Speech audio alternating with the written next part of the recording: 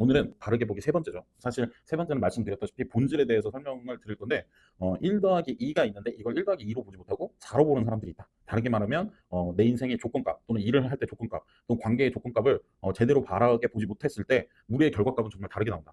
그걸 마치 빛의 굴절처럼 비교해서 말씀을 드렸죠. 물론 듣는 거 보는 거 다 포함해서입니다. 그래서 원래대로면 크리스마스 트리를 봐야 되는데 그 크리스마스 트리 맨 윗부분에 별을 가지고 불가사리나 그걸 삼각형의 뭐가 터진다 해서 화산으로 보기도 한다.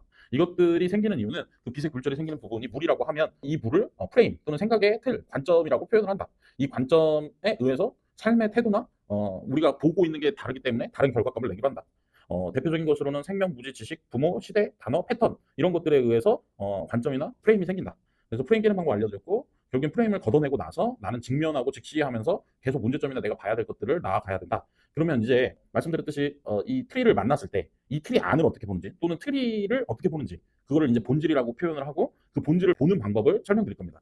바르게 보기 하나에 4가지 정도의 자기개발 방식이 들어가 있다라고 표현을 드리는 거고요. 이 4가지가 어느 정도 다 돼야 다르게 볼 수 있다라고 말씀을 드린 거죠. 자, 그러면 기존에 나와 있는 건 보통 6Y, 5Y 뭐 이런 것들로 나와 있어요. 제가 이거를 언제부터 하게 됐는지는 모르겠는데 어렸을 때부터 했는 거는 같거든요. 근데 이제 6Y, 5Y를 설명드릴 건데 이게 단계별로 이렇게 쭉 깊이 들어가요. 근데 어렸을 때는 3Y 정도 됐던 것 같고 26살쯤 이제 본질적 사고에 가까워졌던 것 같아요. 근데 이 말을 왜 하냐면 누군가는 지금도 3Y, 2Y, 뭐 4Y에 들어가 있을 텐데 좀 더 깊이 한번 생각해 보실 수 있는 나이가 빠르면 빠를수록 좋다라고 설명을 드리는 겁니다. 예전에 골든서클이라고 해서 한때 테드의 최고 강연 중에 하나로 뽑힌 강연이 있었어요. 그래서 뭐 성공한 사람들은 What이나 How보다 Y에 집중한다. 더 안쪽 본질에 집중한다. 이걸 찾아서 선택해야 된다라는 방식이 있었고 한 20년 전에는 토요타에서 공장을 설계하거나 개선을 할 때 5Y라는 기법을 많이 써서 국내에는 이게 어떻게 5Y가 소개되냐면 기업의 일을 할 때 본질적 문제를 찾아서 그거를 개선하는 방식으로 소비가 많이 됐거든요. 다르게 말하면 10년 전에는 골든서클이라는 이유로 20년, 25년 전에는 토요타 5Y로 그 오래전에는 소크라테스의 질문법 그런 걸로 계속 소개가 되고 있었다. 근데 이렇게 많이 알고 있는 거임에도 불구하고 많이들 사용하지는 않는다 이 얘기를 드릴 거예요. 이 Y라는 방식을 사실 회사에서도 업무에서도 관계에서도 나에서도 다 선택하실 수 있고 사용하실 수 있어요. 예시를 들어가면서 설명을 드리면 좀 더 쉬울 텐데 이게 실제 있었던 일인데 이제 햄버거 가게 맥도날드 햄버거 가게 만들고 나서 사람들이 막 와서 이제 줄 서 있을 거 아니에요. 그러면 이거를 대량화하고 잘 만들려면 어떻게 해야 될까 고민을 한 거예요. 그때 사용한 방법이 이 5Y 방법이거든요. 사실 5Y나 6Y나 7Y나 상관없어요. Y를 가지고 깊이 들어간다는 거예요. 예를 들어서 이런 거죠. 고객들이 왜 서 있지? 주문을 받고 해결하는 게 늦어. 그럼 주문은 왜 늦지? 주방이 늦어. 그럼 주방은 왜 늦지? 라고 물어보면 재료가 원활하게 공급되고 있지 않아. 그러면 왜 재료는 원활하게 공급되고 있지 않지? 재고 예측을 못하고 재고 예측이 실패하여 매번 필요한 재료가 적재적소에 들어가 있지 않아. 그러니까 예를 들면 우리가 그냥 보여지는 대로 보면 캐셔, 그러니까 햄버거 주문 받으시는 분들을 5명으로 늘린다. 뭐 또는 요리하시는 분들 5명으로 늘린다. 이런 해결 방법이 있지만 더 깊이 들어가서 그 본질적 문제를 찾고 그것을 해결한다는 거죠. 그래서 만들어진 게 포스 같은 시스템들이고 지금은 그 재고 예측이라는 걸 하게 되면서 이제 농가하고 뭐 이렇게 주문 배달을 하면서 원활하게 더 싸게 계약을 할 수 있다든지 또는 프랜차이즈를 더 전 세계나 전국적으로 늘릴 수 있다든지 이런 방식이 5Y 때문에 시작된 거죠. 한 20년 전에 우리나라에서도 책이 나왔던 게 있는데 도요타 5Y라는 책인데 거기에서 나왔던 예시로는 박물관의 벽이 자꾸 허물어져. 왜 허물어지지? 했더니 비둘기가 여기다 똥 싸서. 그럼 비둘기는 왜 여기다 똥 싸지? 조명에 영향을 받아서 비둘기가 이 벽면에만 모여 있어서. 이러면 왜 빛은 이쪽에만 몰려 있지? 우리가 박물관이다 보니까 딴 사람들보다 퇴근이 빨라서. 그래서 실제로 퇴근을 2시간 늦추는 걸로 이 문제를 해결한 거죠. 정말 보여지는 건 벽면이 왜 자꾸 보수 공사를 해야 되냐? 이쪽에 돈이 들어가냐? 인데 그 문제가 해결되는 것은 정말 다르거나 엉뚱하거나 본질적인 문제일 수 있다는 거죠. 이 Y 기법은 실제로 계속 안쪽으로 타고 들어가는 거예요. 이렇게 또 Y 하고 들어가다 보면 안쪽에서는 어떠한 문제를 만나게 되는데 이게 연결되어 있던 다른 문제까지 해결할 수 있거든요. 아까 맥도날드로 얘기를 드리면 원활하게 주문 배송을 시작하게 되면서 기존의 프랜차이즈를 더 늘려야겠다. 이걸 어떻게 해결하지? 라는 문제도 해결할 수 있는 거고 뭐 박물관의 벽면이 부서지는 걸 해결하겠다라고 하면서 비둘기들을 쫓아내거나 동물, 식물들을 뭐 다시 가꾸는 방식들도 해결하게 되는 거죠. 그래서 5I의 장점 중에 하나는 본질 안으로 깊숙이 들어가서 다른 문제들까지 해결한다라고 바라보시면 됩니다. 이걸 업무에서도 그대로 적용하실 수 있게 돼요. 예를 들어서 상사가 너 블로깅 마케팅 좀 해줘 라고 했더니 그냥 우리가 뭐 생각하면 이거죠. 어제 거 그냥 갖다 한다. 근데 여기서 왜를 한 번 더 넣으시면 A 상품을 알려달라고 했지. 근데 왜 A 상품을 알려달라는 거지?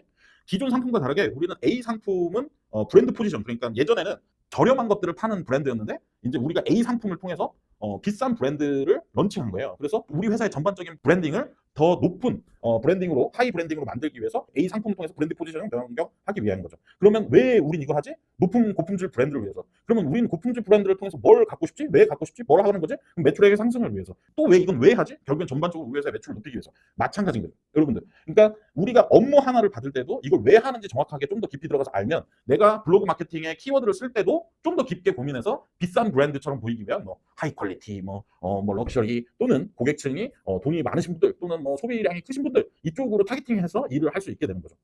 여러분 이제 이쯤 되면 여러분들 각자의 생각을 막 하고 있단 말이에요. 아니요, 집중하세요. 지금은 학습해야 돼. 만약에 지역 단체장을 만났는데 지역에 있는 기관장을 만났는데 우리 이름으로 축제 좀 하나 만들어주세요. 지역에 축제가 필요해요. 라고 말했는데 왜 이 지역에 축제가 필요하지? 지역을 알리기 위해서. 왜 지역을 알려야 되지? 관광객이 증가하고 왜 관광객이 증가해야 되지? 지역민들의 소득을 증대하게 되기 위해서. 왜 소득을 증대해야 되지? 여기서 이제 이렇게 나눠지는 것도 있습니다. 이게 일부 갖고 계셔요.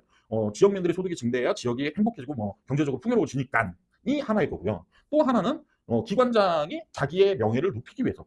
왜 기관장은 자기의 명예를 높이지? 나는 내년에도 그 다음 기수에도 기관장을 해야 되니까. 그래서 업무 부분에서는 기획일 하시는 분들은 웬만하면 다 이 방법을 아세요. 다 이 방법을 쓰시고 그래서 그 일을 하는 본질이 뭐야? 라고 물어봐 주시죠. 그래서 웬만하면 이 방법을 써보시면 쉽게 그래도 업무에 다가갈 수 있다. 그리고 업무에서 꼭 갖고 와야 되는 것은 갖고 일을 만들게 된다라고 생각을 하시면 됩니다. 야, 그럼 좋다. 업무까지는 이해했는데 이걸 사람한테 어떻게 쓰냐? 이게 이제 이 다음 얘기잖아요. 이걸 보통 우리는 관계에서 쓰고 있고 이제는 매뉴얼화 하고 있어요. 예를 들어서 요즘 같은 시기에는 뭐 제가 짤이나 이런 거 보면 남편 사용법 이런 거 있어요. 남편을 어떻게 사용해야 되냐? 도대체 저 사람한테 일을 시키면 뭐가 안 해? 그래서 왜 파보면 결국엔 어떻게 사용한다? 시간을 정해줘라. 언제까지 무엇을 맞춰야 되는지 알려줘라. 보상으로 바꿔서 얘기해줘라. 이런 식으로 매뉴얼화 돼 있는 거예요. 예를 들면 아내가 쓸데없는 걸로 나한테 시비를 건다. 뭐 여자친구가 뭐 사소한 거에 나한테 신경질을 내네? 이제는 매뉴얼화 돼 있죠. 생리증후군이구나. 초콜릿과 빵과 단맛을 당장 사와서 옆에다 갖다 놨을 때 우리 좀 다 행복해진다. 이렇게 이제 매뉴얼화 되어 있는 거. 이건 남녀 문제가 아닙니다, 여러분. 네. 이렇게 복잡한 관계에서도 왜라는 게 되어 있는 거죠. 그리고 자녀분들 키우시는 분들 중에 자녀분들이 이렇게 시그널을 줄 때가 있어요. 왜? 갑자기 삐뚤어진다거나, 갑자기 뭐 큰 걸 사달라거나 이럴 때가 있거든요. 그거가 사실 시그널이거든요. 그때를 파셔야 돼요. 그때 이제 파셔야 된다는 건 5Y를 통해서 물어보면 이게 다 해결 모두 막 진리는 아니에요, 여러분. 물어보면 이럴 수 있죠. 너 왜 지금은 이제 노스페이스도 아니지만 너 왜 갑자기 노스페이스 비싼 걸 사달라고 그래? 너 평상시면 엄마가 사준 거 대충 입었잖아. 근데 왜 이렇게 엄마 나 친구들과 못 놀아. 너 왜 갑자기 친구들이랑 노는 게 그렇게 중요한 거야? 요즘 애들이 이거 안 입으면 뭐 안 그러는다. 너는 왜 요즘 이것까지 욕심내는 거야? 라고 파봤더니 알고 봤더니 학교 폭력을 당하고 있다거나 따돌림을 당하고 있다거나 이런 시그널을 보내기도 하거든요. 그래서 뭐 결론적으로 말했을 때 이 문제를 해결할 수 있을 뿐만 아니라 정서적 부분에서도 이게 가능하거든요. 예를 들어서 딸이 엄마 나 고민 있어. 뭐 친구들이 홀수야 5명이서만 놀아. 근데 1번하고 2번이랑 놀고 3번이랑 4번이랑 놀고 나 때때로 혼자인 것 같아. 왜 팔아봤더니 외로움일 수도 있고 자존감이 낮아진 상태일 수도 있고 얘네 둘은 A 학원을 다니고 얘네 둘은 B 학원을 다녀서 나는 혼자 학원 가는 시간이 없다는 걸 수도 있고 예. 그래서 관계나 우리가 갖고 있는 인적 네트워크 안에서도 이 문제가 해결된다는 걸 말씀드리고 싶은 거고요. 마지막으로 이제 이게 벌써 마지막은 아닌데 왜냐면 끊어야 돼요. 이게 끊어야 되는 상태라서 이 앞에 것들은 내가 타자를 보면서 Y를 찾아가는 거잖아요. 이제는 내가 나에게 Y를 찾아가는 걸 이 다음 편에서 설명드릴게요. 근데 좀 성향이 달라서 일부러 구분해놨으니까 이 다음 편 보시면서 이해하시면 됩니다. 안녕.